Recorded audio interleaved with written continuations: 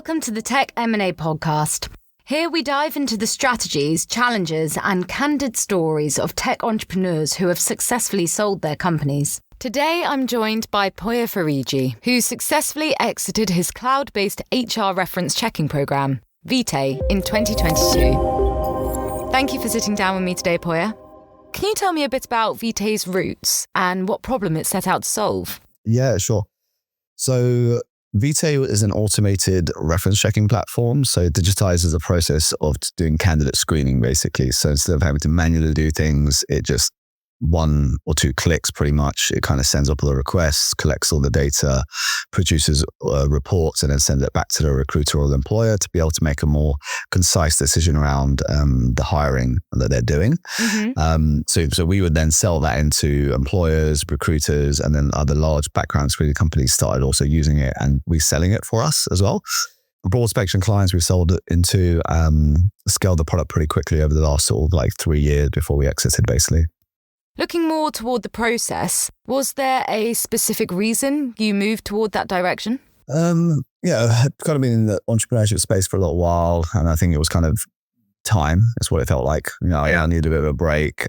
We've been approached by a few potential acquirers, and that kind of piqued my interest. Okay, obviously there's something here that people are interested in that we've built, and that's kind of I'd met with Corum before. I think I went to a couple of their events and chatted with Dave, and we were a bit early at the time. The way the market was going, our growth rate, the revenue margins we were hitting, where it kind of stemmed from, really. What part of the process did you think was the most difficult for you?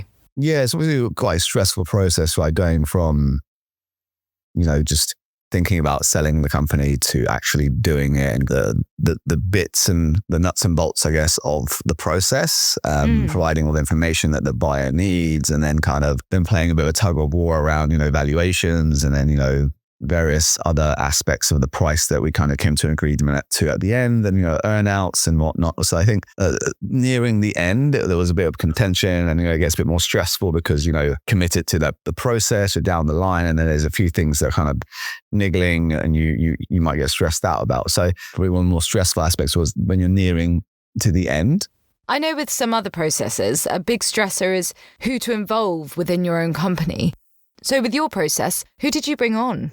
Who was your inner circle? Yeah, so we were a relatively small company, not really too many external investors. So we bootstrapped most of the product, I'd say. We had early investors from my holding company, but the main product, not really much outside investment. They were very small sort of holdings, so they didn't really have much say in things. Internally, it was mainly me pushing it all because, again, the team was concentrating on continuing business as usual. And all this work comes on your plate of getting all this information ready and getting pitches to to buyers, on top of obviously day-to-day of what you'd be doing as running the business as well. So my team was obviously, kept them really aware of what was happening, my core team, but then they were in charge of just making sure everything's running smoothly, no hiccups while we're going through the process. Because again, you don't want to lose momentum of your revenue growth and your sales. So mostly it was me pushing on the whole process, really.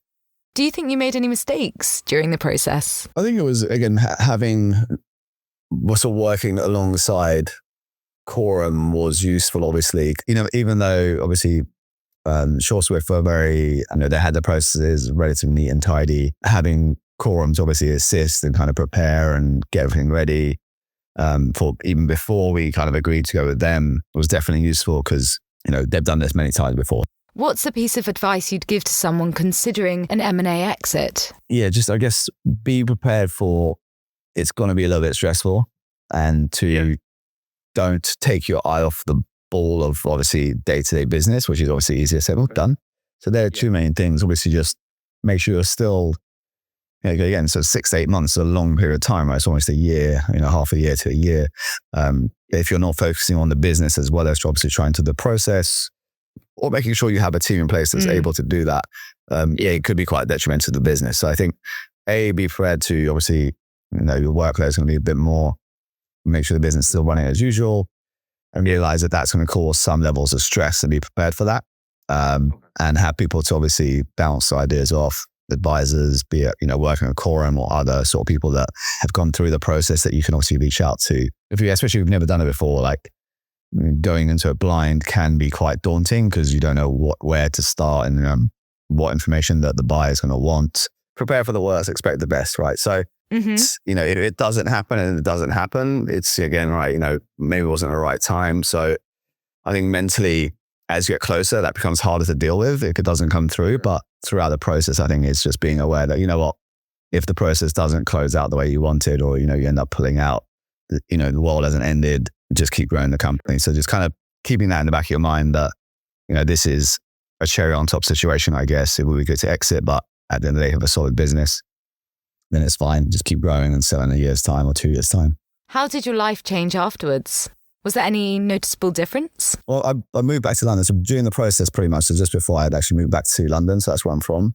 So yeah, yes and no. Obviously, a bit more capital to work with right now and less stress regarding, obviously, running a business. You're constantly, obviously, worried about burn rates and, paying employees and whatnot. So that pressure being alleviated is a different situation to what I'm used to for the past sort of 5 to 6 years. But again, now it's the added pressure of, okay, now we need to get back to the drawing board and start something fresh and, build the next big thing, right? So it's changed that, yes, what provided me some sort of level of freedom, but, and I think most entrepreneurs are the same. It's now like, okay, right, now what's next? And what's the next thing we build? And okay, now I've got to go back to square one. I think mentally, as most entrepreneurs do, you kind of prepare for that and, try and focus on, okay, let's build something, enjoy the journey, and hopefully we get a similar exit in the next, 5 years from this one too. So celebrating that deal, did you do anything to commemorate it?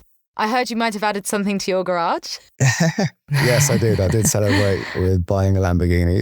It's been pretty fantastic. It's convertible. The sun's come out. Again, it's, dream car I've always wanted. So it was, kind of now or never kind of thing. Any final thoughts?